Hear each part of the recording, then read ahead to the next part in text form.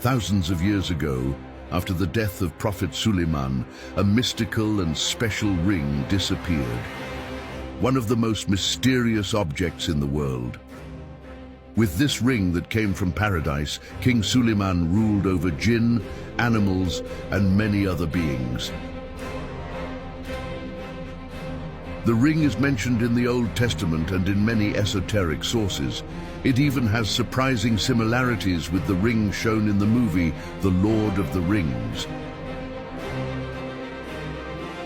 According to the stories, whoever owns this ring can rule the whole world. But who is searching for this ring of extraordinary powers today? According to prophecies, the ring will one day fall into the hands of a power you would never expect, and it will be used over people. Recently, news appeared claiming the ring has been found. Unbelievable mysteries await you in this video series. You are watching Religious Story TV. Subscribe to the channel and like the video so you don't miss more of these stories.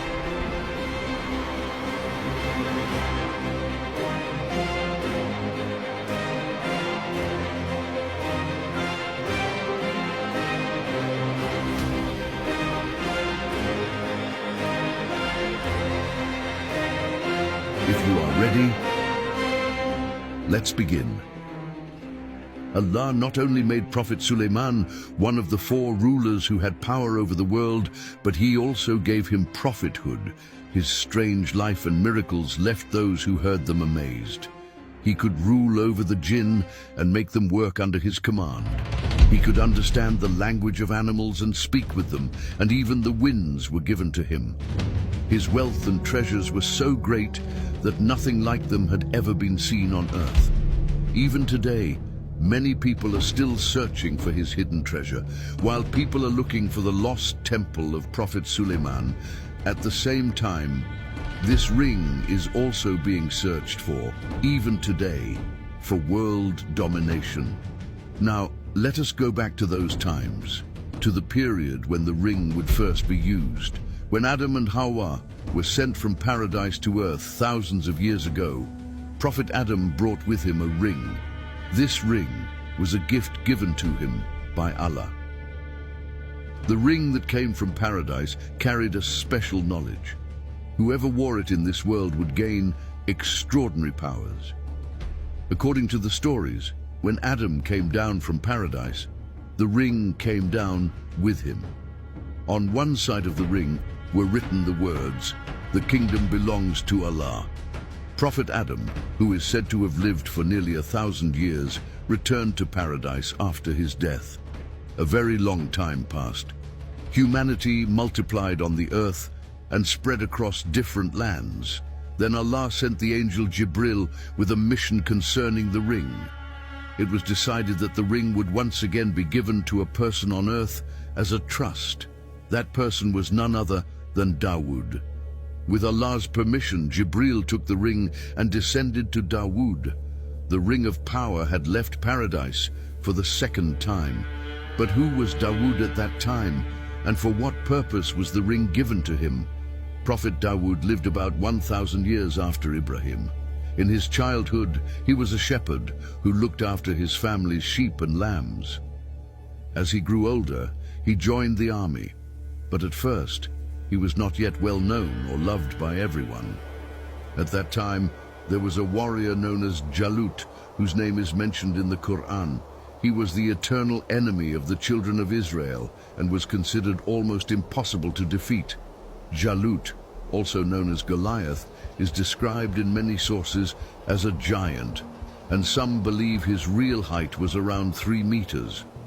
During one of the battles, Prophet Dawood challenged Jalut. Using only a sling, he struck the giant warrior and brought him down. This drew everyone's attention to him. In a short time, he became famous and beloved. In the Quran, Surah Al-Baqarah, verse 251, it is said, "By Allah's permission, they defeated them. Dawood killed Jalut, and Allah gave him kingdom and wisdom and taught him what he willed. If Allah did not check one set of people by means of another, the earth would indeed be full of mischief, but Allah is full of bounty for all the worlds. From this verse, we understand that Allah gave great blessings to Prophet Dawood. In the story where the ring was brought to him, we can also see that there was hidden wisdom behind it. This ring, on which the Ismi Azam was written, would give the one who wore it the power, by Allah's permission, to control the jinn, the winds and the animals. According to what is mentioned in Tabari, when Jibril brought the ring to Dawood, the following event is said to have happened. O Dawood, as Allah has commanded, gather your children. Ask each of them these questions I will give you. Whoever answers correctly will take your place and receive this ring. Then he will rule over the whole world. So Prophet Dawood gathered his sons in front of the people and asked them one by one the questions that Jibril had given him. What is the most beautiful thing in the world? What is the ugliest thing? What is the roughest thing? What is the sweetest thing? The questions were different from each other. Among them, only Suleiman gave the correct answers to all of them. But the test became even harder. Although Prophet Dawood was full of wisdom, strong intuition, and a heart deeply connected to his Lord, and he had already decided to choose Suleiman, he knew that the children of Israel might object. They could question his leadership because Suleiman was only 12 years old at that time. His brothers were older and stronger. Like Prophet Yusuf, he too was one of the youngest among his brothers. For this reason, Dawood made the test even more difficult so that the children of Israel would also be satisfied. He said, "What is the thing that, if it is good, makes the rest good, and if it is corrupted, makes the rest corrupted?" Everyone gave their own answers, but only one answer pleased the children of Israel. When Suleiman said, "It is the heart," he won everyone's approval. Still, there was one last trial. Prophet Dawood wrote the names of each of his sons on their staffs and locked them in a room. Later, when they entered the room again, only the staff of Prophet Suleiman had blossomed and grown leaves. After this, Suleiman was accepted by everyone and took his first step toward kingship. In this way, the choice of Suleiman among the 19 sons of Dawood was accepted by all, because he had answered all the questions in a way that no one could deny. But there was one thing that Prophet Dawood was not pleased with. While answering every question, Prophet Suleiman kept smiling in a way that seemed disturbing. Prophet Dawood said, "Yes, he gave all the correct answers. But I could not understand why, in front of so many people, he laughed in such an improper way and made me look small." Prophet Suleiman replied, "I did not know the correct answers to these questions myself." But after each question was asked, an ant over there whispered the right answer to me. I only repeated to you what I heard from it. It appeared that Suleiman had received all his answers from an ant, but this would not change the decision of Prophet Dawood. In the end, Suleiman had given the right answers. The real goal was to reach Allah, and if the means was even an ant, surely there was wisdom in it. Dawood, by Allah's permission, gave him the ring. Thus, the ring, through the mission of Jibril, had first passed to Adam, then to Dawood, and from him to Suleiman. According to what we learn from Hadith, the ring will one day be passed to one more person. When you hear who that person is, you will be very surprised, because this person will use the ring in the future over the people of the earth. So don't go anywhere. Now let's take a closer look at the ring. Allah gave Prophet Suleiman this ring, also called the Seal of Suleiman. According to belief, it carried a secret of one of the hidden names of Allah, a name known only to very few people and angels. With this secret knowledge on the ring, and by Allah's permission, Prophet Suleiman was given great power. With it, he became one of the greatest rulers ever, ruling over the jinn, the animals, and the winds. When he wanted to command them, he would put on the ring and give his orders with it. The Seal of Suleiman, this ring, is known among Muslims as Hatim Suleiman, while Christians call it the Star of David. Since Prophet Suleiman was from the children of Israel, the Jews later placed the Star of David symbol from the ring onto the flag of Israel. Today, this has caused some confusion among Muslims. Many people think of the star as belonging to Israel or even to the Masons. But historically, the use of this symbol by Israel is actually quite recent. During the Ottoman period, this symbol was often used in markets, on plates, on swords, in mosque decorations, and even on gravestones. Even today, it is still possible to see this six-pointed star in many places. In fact, this star symbol comes from Prophet Dawood, and Dawood, like all the other prophets, is also sacred to us Muslims. Today, many people wear a ring designed after the ring of Prophet Suleiman as jewelry. It is said that wearing it in this way is allowed, but it is important to note that it does not bring any benefit to the one who wears it. Some people believe that by wearing this ring, they can keep jinn away from themselves, but unfortunately, this belief has no truth. The story of the power ring of Prophet Suleiman and its similarities with the events in the Lord of the Rings movies is also striking. The idea of a power ring that gives its owner supernatural abilities is present there too, and it is clear that it was inspired by the life of Prophet Suleiman. Now let us go back to the time of Prophet Suleiman, to his army of jinn, and see where else he used them. Thousands of years ago, the beings of the jinn world crossed into our dimension and attacked humans. By entering into people, the jinn caused great chaos at that time. One of the most extraordinary events in human history took place during the time of Prophet Suleiman, but the events he witnessed in his lifetime were not limited to this. The year was 970 before Christ. About 3,000 years ago in Gaza, a baby was born. No one knew yet that this child would one day rule his nation at a young age and become one of the 4 greatest rulers the world has ever seen. But the most important thing was neither his kingship nor the wealth he would inherit at a young age. Above all, he would be a prophet chosen by Allah. The death of his father, Prophet Dawood, was near.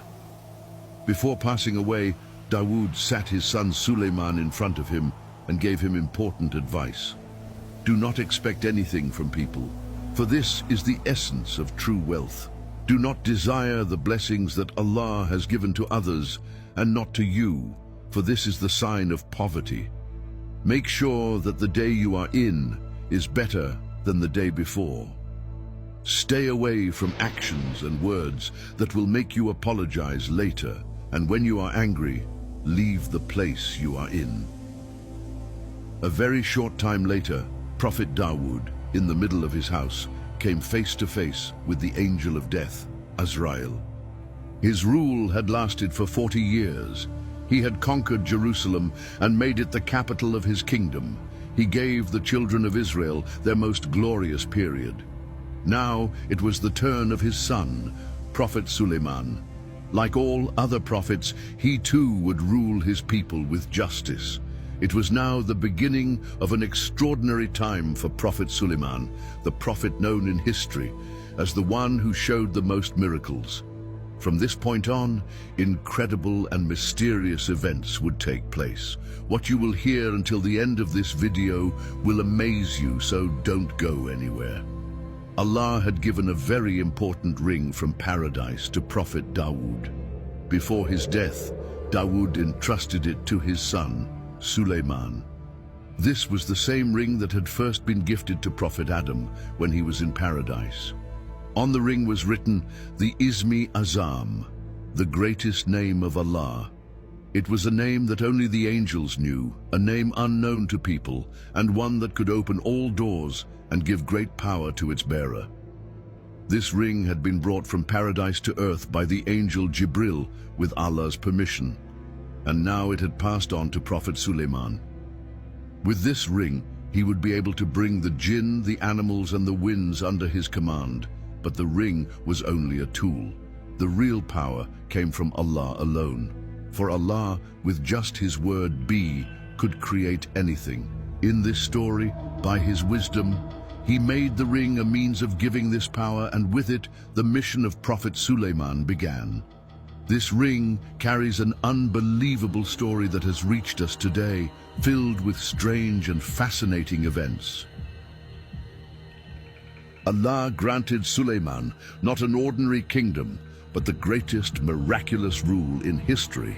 Suleiman took a deep breath, looked up at the sky, and prayed, "My Lord, forgive me. Grant me such a kingdom that no one after me will ever have," and Allah accepted his prayer. One morning, as Suleiman stood on the marble terrace of his palace, he noticed a strange movement in the air. Invisible beings circled around, whispering. Suddenly, gigantic fiery shapes appeared. These were the jinn, the strongest of the devils. But Suleiman was not afraid. He looked at the ring in his hand, the seal inscribed with Allah's Ismi Azam, and spoke with a commanding voice. "I will rule over you. Allah has given me authority over you." The mighty jinn, the fierce ifrits, the whispering devils, all of them fell to their knees at once. For the first and last time in history, the unseen world bowed before the seen world. As the Quran says, by His Lord's permission, we subjected the jinn to work for Him. If any of them disobeyed our command, we made him taste the punishment of blazing fire. Sabah 12. Suleiman wanted to complete the construction of Masjid al-Aqsa, which his father had left unfinished. But how could human workers finish such a task that would take years? He turned to the jinn. "You will build this sanctuary." And an extraordinary scene began.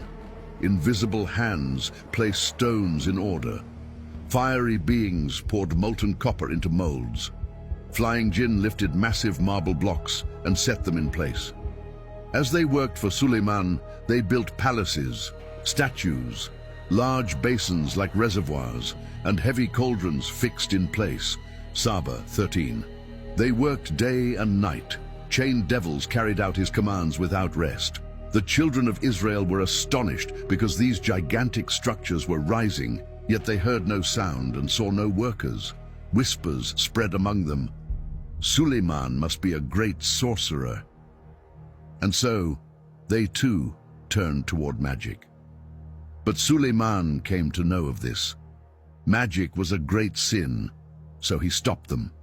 He ordered all the books of sorcery to be collected and buried beneath his palace. Yet the children of Israel would not abandon these books.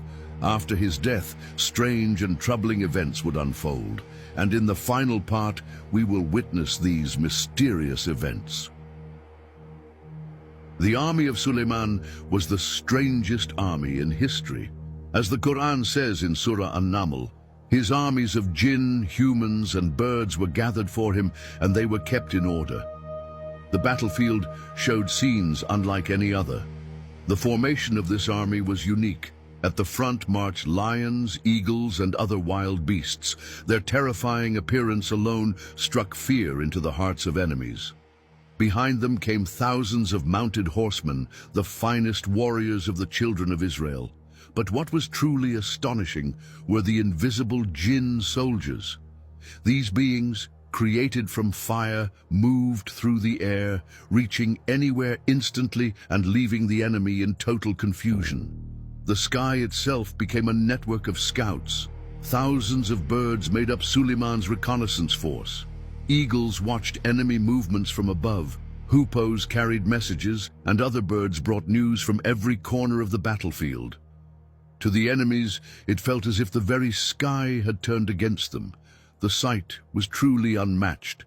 Cavalry riding side by side with unseen jinn warriors, flocks of birds flying reconnaissance above, lions roaring on the ground, and eagles soaring in the air. The enemy could not even understand what they were facing. Many surrendered before the battle even began, bowing down to Suleiman. With this magnificent army, Suleiman ruled the entire known world of his time, from east to west, from north to south. All kings paid tribute to him, but Suleiman's wealth did not only come from war spoils. He sent the jinn deep into the seas. Since they could live underwater, they brought back the most precious pearls from the depths of the oceans. Each pearl was worth what ordinary people would call a fortune. The jinn under his command also dug beneath the earth, the mountains and hidden places, bringing out gold and jewels. Sometimes they split open rocks to find the richest gold veins, melted the ore, and presented pure gold to Suleiman. Gold and silver became so abundant that according to the Torah, they lost their value and were considered as common as stones. In his palace, there were massive cauldrons of gold and basins as large as pools. Kings from other nations came with gifts, pretending to seek his wisdom, but in truth hoping to share in his wealth. One day, Prophet Suleiman gathered his army. In this army, there was an important bird known as Hudhud. Its duty was to fly long distances and act as a spy, gathering intelligence for the army. It would observe everything about the enemy, return, and give a detailed report to the commander. Hudhud had a very sensitive and important role within the army. At the time when the army was assembled, most of the animals noticed that Hudhud was missing. They whispered to each other in low voices, "The commander will soon arrive, and he will see that Hudhud is not here." Finally, when Prophet Suleiman approached the army, the whispers grew louder. As he inspected the soldiers, he quickly realized that Hudhud was absent, but Hudhud was far away, in the land of the Queen of Sheba. It had flown a very long distance to get there, guided by a feeling that it was about to discover important news. Landing on the top of a tall tree above the city, Hudhud looked down. It observed the roads, the houses, the palaces and the city gates, watching everything carefully from the air. Soon it noticed something unusual. The people seemed to be gathering for a large ceremony. A Hudhud asked another bird in the area, "Oh, beautiful Hudhud, please tell me what is happening in this city." The bird replied, "The people are going to see their Queen of Sheba. Today is the important day of their sun worship ceremony." Hudhud now knew that its instincts had been correct. First, it saw the guards assembling, then the commanders and soldiers. Finally, the Queen of Sheba herself appeared, seated on her magnificent throne. Then she stepped down from the throne, raised her hands and led her people in, bowing down to the sun. The entire crowd followed her in prostration. Hudhud watched everything carefully. It knew this was great news to bring back, and it wondered how Suleiman would react. Taking flight again, it crossed the long distance back, flying for days, until it finally returned to the place where the army was gathered. When Hudhud reached Prophet Suleiman, it said, "My master, I have brought you certain news about a people you do not yet know. I saw a woman ruling them, sitting upon a great throne and having everything. But she and her people do not worship Allah. I saw them prostrating to the sun. Satan has made their actions seem pleasing to them." These words were indeed exciting. A Hudhud had now explained that its absence was due to an important mission. Suleiman replied to all that he heard, "Of course we must be sure whether you are telling the truth or lying. For this, you will take a letter that I will write and deliver it to them. Then we will see what answer they send back."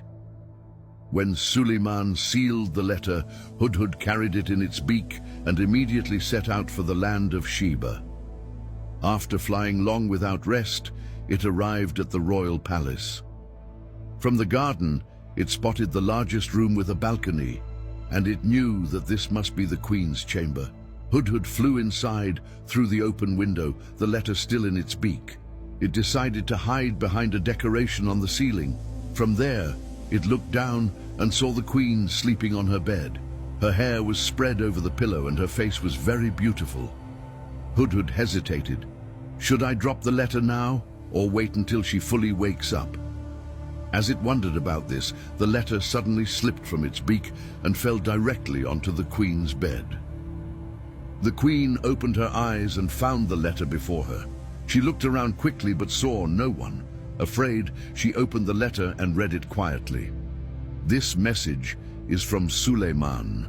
In the name of Allah, the most merciful, the most compassionate, I invite you to believe in the one God. Do not show pride against me. Come to me and submit yourselves in peace. Queen Bilqis became angry. Looking around again to see who had brought the letter, she called her guards. Who dares to enter my chamber? Who brought this? The guards, shocked, swore that no one had entered. They insisted that throughout their watch they had stood with swords in hand, eyes open, and that no one had approached or entered the queen's room. Meanwhile, the hudhud bird had hidden itself high above in a gap and was listening to everything. Queen Bilqis shouted, "Then where did this letter come from?" and raised the letter in her hand. The guards were stunned. They thought about where it might have come from, but none of them had seen anyone bring it. They were speechless with amazement. The queen immediately called an extraordinary meeting of her council. When the assembly gathered under her leadership, debates began. Many of the members leaned toward the side of war. But the final word was the queen's. She said, "When kings enter a land, they ruin it, and they make the honored people among it the lowest. I fear such a thing may happen to us, so let us send them gifts through our messengers and then wait to hear what news the messengers bring back." Since no one in the council objected, her proposal was accepted. Hudhud heard all these discussions. When the meeting ended, it flew away. Soon after, in the Queen's land, the people were ordered to prepare a gift of gold and jewels. No matter the cost, it must be a magnificent gift. Only a very precious gift could satisfy such a powerful king, the Queen thought.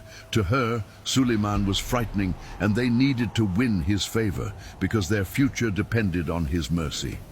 The best craftsmen of the land began working day and night to create the gift the Queen demanded. They used many valuable metals and stones. At last, the special gift prepared for the Queen was finished. When Bilqis saw it, she was pleased and delighted. She ordered her messengers to be ready and entrusted them with taking this gift to Suleiman.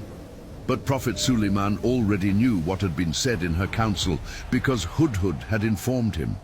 While flying reconnaissance along the borders of the land, a hudhud also spotted the caravan of messengers carrying the gift. It returned quickly and told Suleiman everything. Suleiman then ordered his army to prepare and line up to meet the Queen's messengers. When Bilqis's messengers arrived, they suddenly found themselves face to face with a mighty army. The messengers were shocked at what they saw. The army was not made of humans alone. There were lions, tigers, elephants, birds, and many other animals marching alongside the soldiers. They even saw that the army could travel from one place to another by means of the winds. Their eyes widened in disbelief, and their mouths remained open. This was a magnificent and terrifying army, unlike anything they had ever seen before. When they noticed weapons that moved on their own, their amazement and fear grew even stronger. Terrified, they whispered among themselves, asking what this could possibly be. The officer who escorted them said calmly, "This is only a small unit of the jinn, doing their morning training." The messengers were left speechless. They became even more eager to meet Prophet Suleiman. But when they finally spoke with him, things did not go as they had hoped. Prophet Suleiman refused the Queen's expensive gifts and said, "Do you try to offer me wealth? What Allah has given me is far better than what He has given you. Take back your gift and return with it. If I come against you with a force you cannot even imagine, I will drive you out of your city as humble and powerless people." The messengers understood the message clearly. They returned to their land and told Queen Bilqis everything that had happened. Now the Queen had only one option left. She had to go to Suleiman's palace and meet him face to face. At the same time, Prophet Suleiman held a gathering in his own city. He said to his council, I expect the queen will come to meet me. But before she arrives, who among you can bring me her throne?" One of the jinn under his command stepped forward and said, "I can bring it to you before you rise from your seat. Everyone here knows my ability." But then a scholar in the assembly, a man whom Allah had given special knowledge of Laduni, said, "I will bring it to you before your eyes can even blink." As soon as Prophet Suleiman accepted this, in the blink of an eye, the throne of Queen Balkis appeared before him. Perhaps for the first time in human history, something like teleportation had taken place. The throne was there, suddenly, right before their eyes. Everyone was astonished. The throne was massive and splendid. As they gazed at it, they began to reflect deeply on what they had just witnessed. Prophet Suleiman was a wise prophet. After the throne was brought to him, he ordered that its design be changed. As the Queen of Sheba approached his land, she began to notice strange things along the way. What her messengers had told her was true. Unusual and extraordinary events were happening here. The closer she came to the palace, the greater her amazement grew. She saw part of Suleiman's army, the most powerful, terrifying, and extraordinary army ever gathered on earth. Her fear increased, her heart raced, and her breath grew short. She realized this was not something humans could achieve. There had to be a higher spiritual power behind it. The pride and confidence she once felt in her own kingdom began to fade. By the time she reached the city, her ego and arrogance had sunk into the ground. Her fear slowly turned into admiration. Soon, Balkis stepped into the magnificent palace Suleiman had built. What she saw was unlike anything she had ever witnessed. Suleiman's kingdom was not built only on wealth and power, but also on incredible art and architecture. Golden columns, doors decorated with jewels, and fine craftsmanship dazzled her eyes.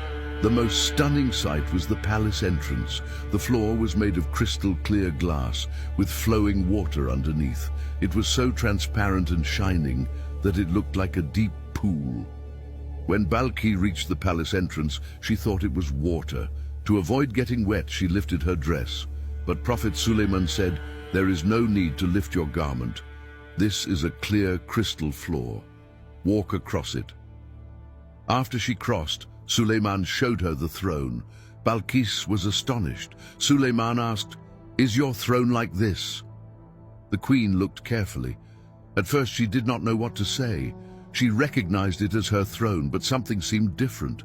Then, on closer look, she realized it was indeed hers, brought from her palace before she arrived, with changes made to its design. This was yet another proof of Suleiman's power. Balkis was filled with admiration and thought deeply. She realized how weak her nation's beliefs were compared to the wisdom and truth of Prophet Suleiman. She understood that the sun she and her people worshipped was nothing but a trap made attractive by Satan. For the first time, the brightness of the sun went dark in her heart, and a new light, one that never sets, filled her soul. The queen decided it was time to declare her faith. With sincere feelings, she admitted that she had been deceiving herself, and she accepted Islam. Soon after, Prophet Suleiman and Queen Balkis were married. As a result of these events, the people of Sheba followed their queen. In a short time, they abandoned sun worship and began to bow only to Allah.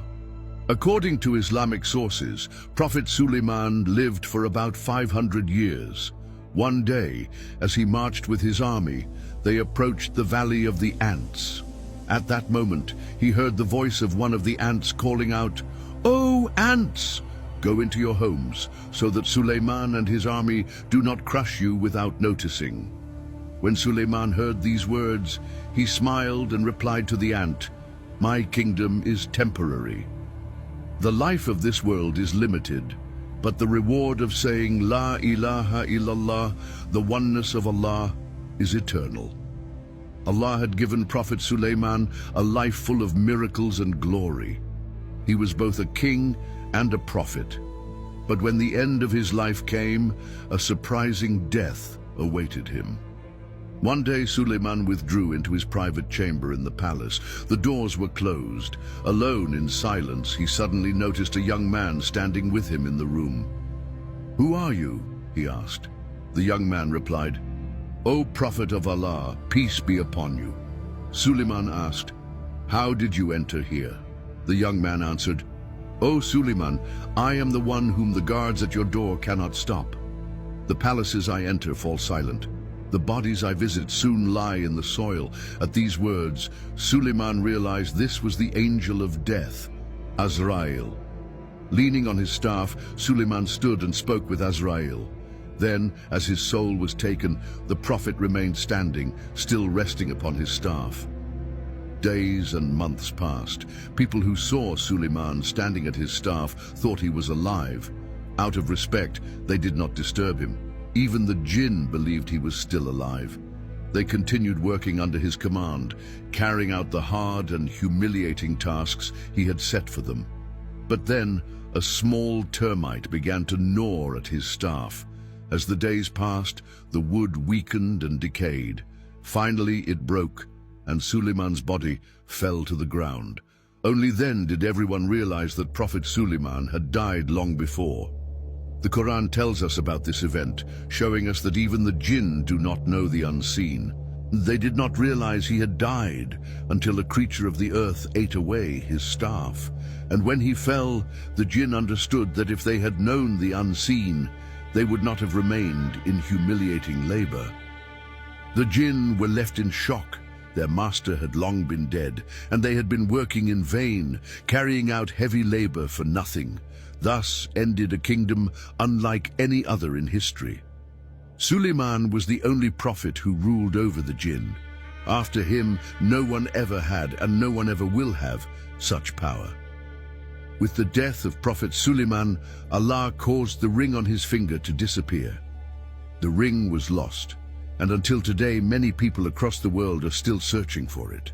The children of Israel also returned to the books of magic and Kabbalah that Suleiman had forbidden and buried, and they began to study them again. In Bayt al-Maqdis, the sanctuary built with the help of the jinn, rested the Holy Ark of the Covenant. But not long after Suleiman's death, King Nebuchadnezzar attacked Jerusalem, burning the city and destroying it. The time of Prophet Suleiman had taken place in the sacred site known then as Bayt al-Maqdis, which today we call Masjid al-Aqsa. Over the centuries, this sanctuary was destroyed and rebuilt several times, and eventually became known by the name we know today. The story told in our noble Quran is a sign of the greatness of knowledge, the honor of scholars, and the fact that knowledge is a blessing from Allah, a blessing that requires gratitude. If you enjoyed this video, please click the like button, leave a comment, and subscribe to the channel. With your support, we can reach more people and share this story further. See you in the next video on Religious Story TV. May Allah protect you.